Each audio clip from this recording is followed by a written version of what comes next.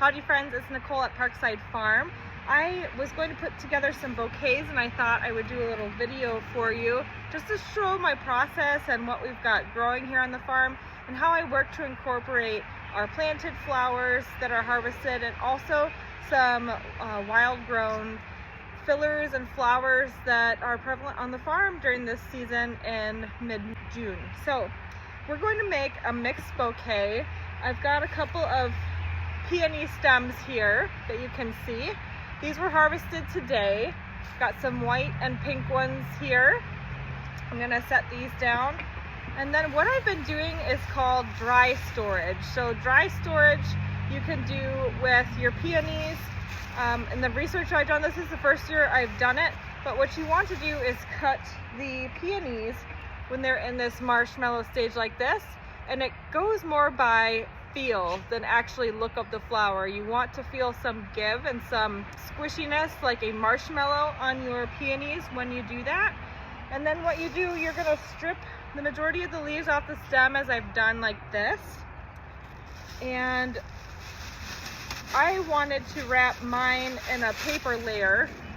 I'll try to get this unwrapped so you can hear me. But I double bagged them to seal in the moisture on the plants themselves, but covering the stems and the blooms, and you just use a couple rubber bands to hold these bags on. You can just use grocery bags if you've got extra. So these are wrapped in tissue paper.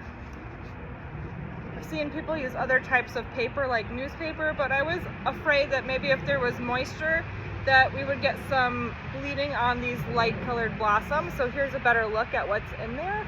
Got some beautiful pink peonies. So we're going to use these as well for these bouquets.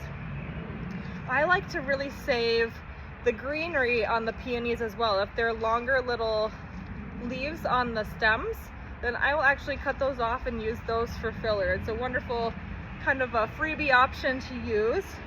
Now I've got two different size jars today. This is a vintage wide mouth cur jar. It's a quart size jar. And then I also have a little ball mason jar. This, I believe, is the pint size. So both make really good vases if you've got some of these laying around.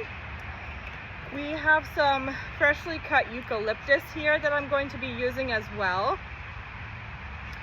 And then a couple of things. Actually, one of my peonies made it in this vase, so I'll set it over here. So if you have forsythia growing on your property, that's a flowering yellow bush.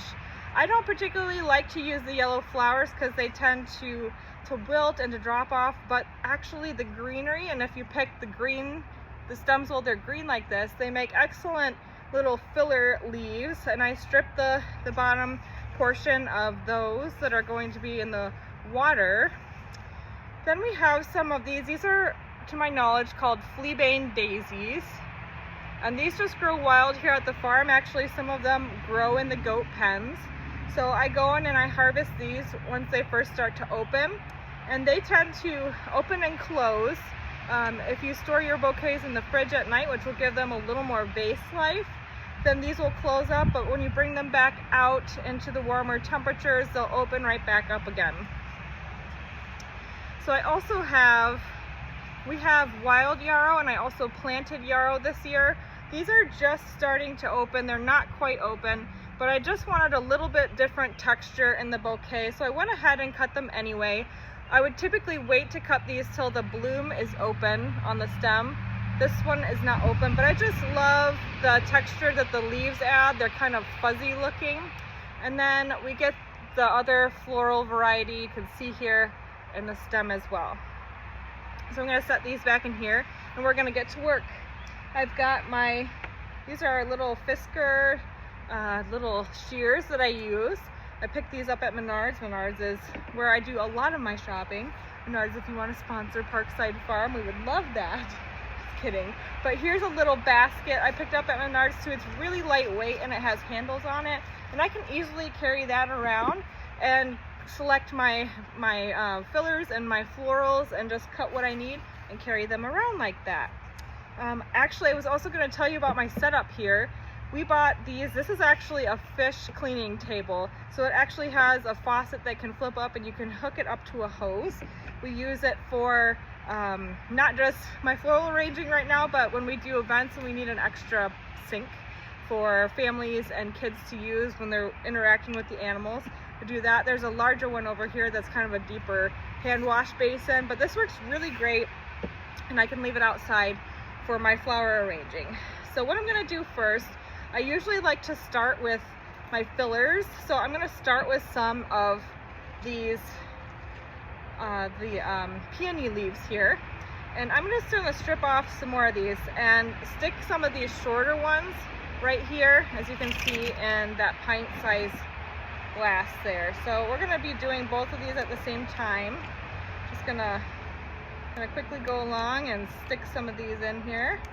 I don't want this video to get too long, but I hope that this will give you some ideas if you've got peonies and some other things growing, or even the forsythia, what you can use on your own property to make some beautiful seasonal bouquets this year. So I never, in my wildest imagination, ever planned on starting a farm, let alone growing cut flowers. But if you have a farm here in Michigan, you have to produce farm products, and that can be vegetables and fruits. It can also be flowers. It can also be food products like eggs or meat or milk. And so for us, we do have the livestock animals with the pygmy goats, and they're used for our farm education program, the Jump for Joy program. I'm actually wearing a little t-shirt modeling that program right now. We travel the state with them doing educational and agri-entertainment visits for senior centers, schools, libraries, corporate events, community festivals. Did I mention birthday parties? You name it. We were at a farmer's market this morning that had us back after a year. They had us there last year as well. It was so fun to see the families. I think one of my favorite things this year has been getting to see families that have seen us at other events, and they're still so excited to come up and see us and meet the goats. Usually I have different goats with me on different visits, so they get to meet some of the other ones that we have at the farm as well. All right, so as I've kind of talked you through that, I've got my little peony filler here. Now I think I'm gonna use some of my eucalyptus next. Sometimes it's a little hard to get them tucked down into the vases, and I'm gonna pull some of these leaves off as well. Now the one thing with eucalyptus, it's a beautiful filler. It smells really nice, but I don't like necessarily working with it a lot, because when you pull the leaves off, it's a little sticky and there's a residue that gets on your hands. So if you want to wear some little rubber gloves, I would suggest doing that. But I just stripped some leaves off here. What I end up doing, if I'm just not doing a whole bunch of bouquets in assembly line type fashion, I like to kind of measure where I want that filler to come to, and I'll just snip the end on a little bit of an angle, and I'll tuck it right in the vase, just like that. Now this one's a little bit smaller, so don't be afraid to save all your smaller pieces, because they work really great for arrangements that are in the smaller vases and smaller jars like this, and they're just as beautiful as a large arrangement. So here's another longer piece. I'm going to snip this end just for a fresh cut before I stick it in the water, and I'm going to just tuck that in. So I really like the way this is looking so far. Here's another shorter one. I'm going to pull off some of these leaves that don't look so great and get this right in the water, give it a fresh little snip. Couple more pieces. I may do just one more in the large one here. It's kind of a nice number, I think. And here's a smaller little piece, so I'm going to pick one more smaller piece. You can work in odd numbers or even numbers. It's totally up to you. Sometimes having odd numbers or working in sets of 3 give it a little bit of a visual appeal versus just doing even numbers. But I'm going to work with, I've got 4 of those in with the fillers over here. let's work on some of these other fillers. This is the Forsythia here. Again, I'm just gonna kind of come over to the vase and measure where I want that bottom stem to sit, just like so. Let's pull out maybe 3 of these for each vase. I'm gonna cut this here. And as you get more and more practice, you'll be able to move at a faster pace. Here's a shorter one. I'm just gonna tuck it right into the smaller one here. Kind of liking that. I'm gonna maybe try to add some fleabane daisies. So here's a fleabane daisy here. It's just a little bit longer, so I'm gonna tuck it right in there. We also have the beautiful yarrow. This one's a little bit longer, so I'm gonna cut that and tuck it right in here. Oh, I'm just loving this already. Just the variety of the textures. Let's get maybe one of the yarrow in here and see how that's looking.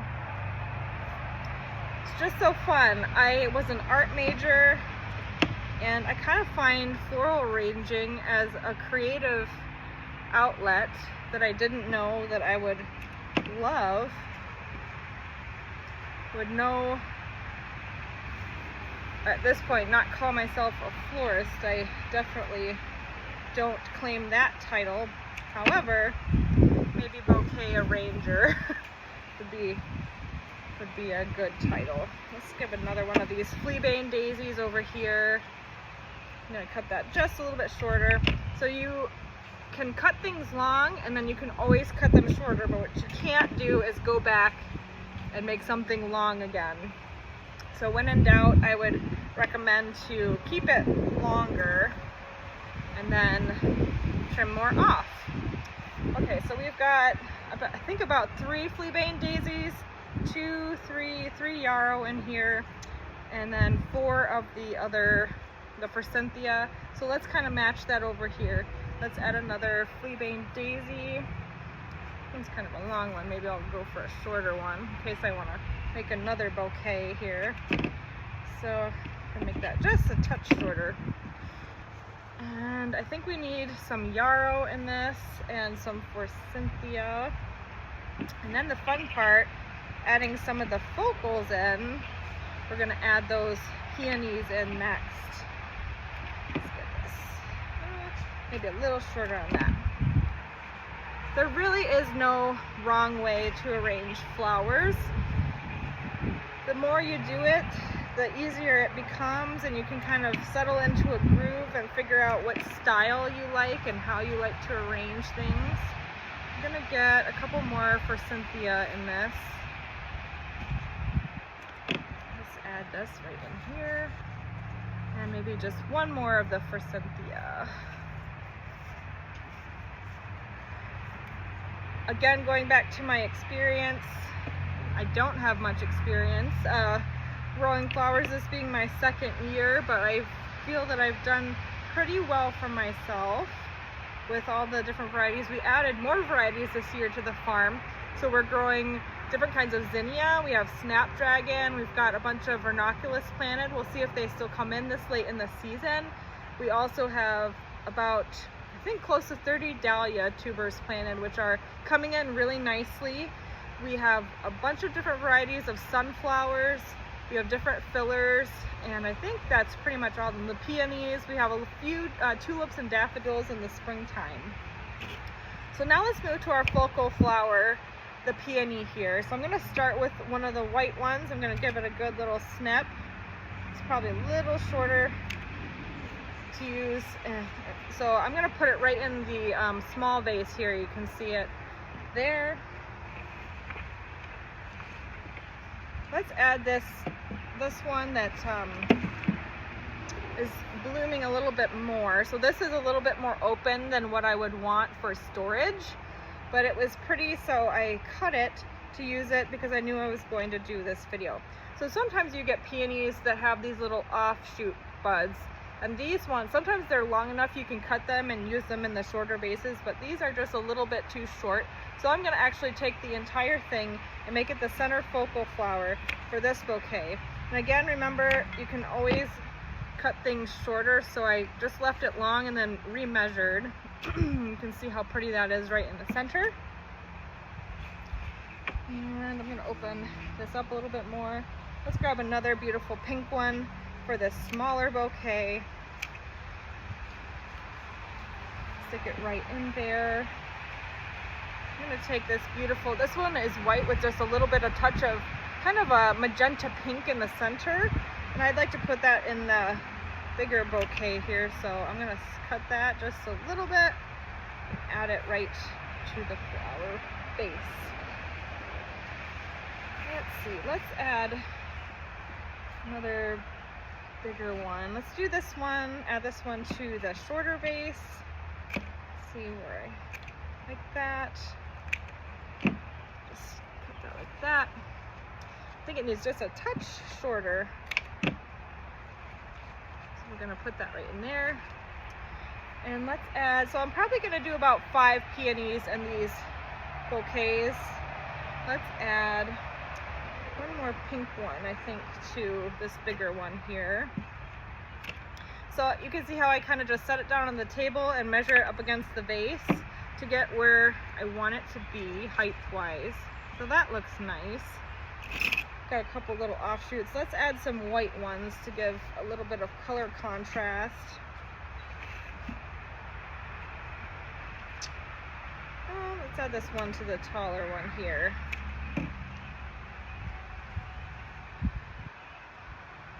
We might add maybe one more. I'm going to add this one to the shorter base. Maybe just a little shorter. There we go. I'm thinking they just need maybe one more small one apiece. So I've got a little tiny magenta one here. I'm going to cut that and put it right in the middle of this smaller vase for some color variation.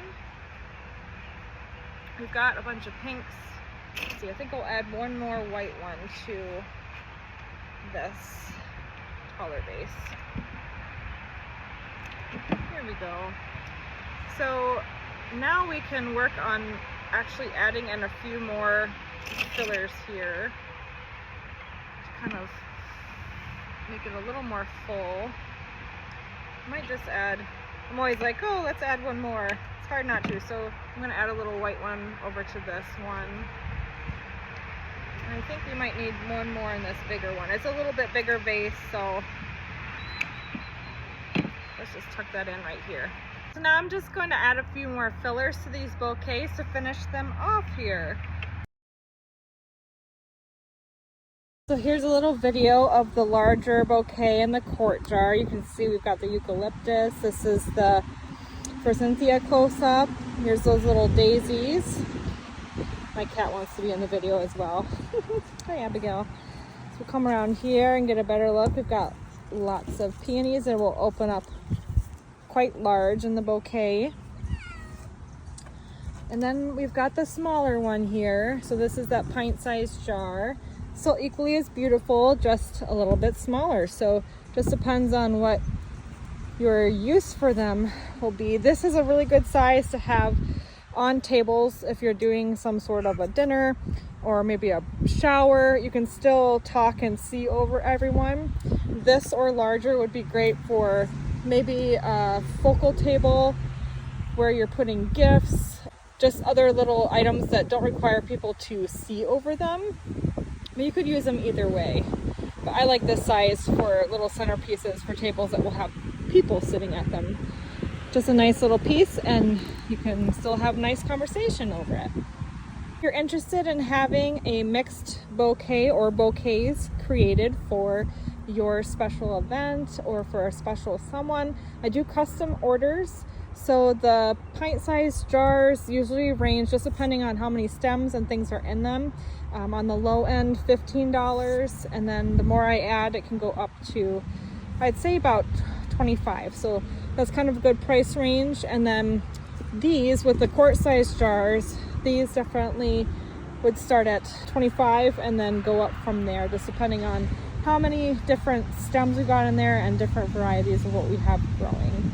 But thanks for watching this video. I hope it inspires you to make your own bouquets and arrange them and just to practice. It's a lot of fun to work with flowers and foliage. Have a great day, everyone.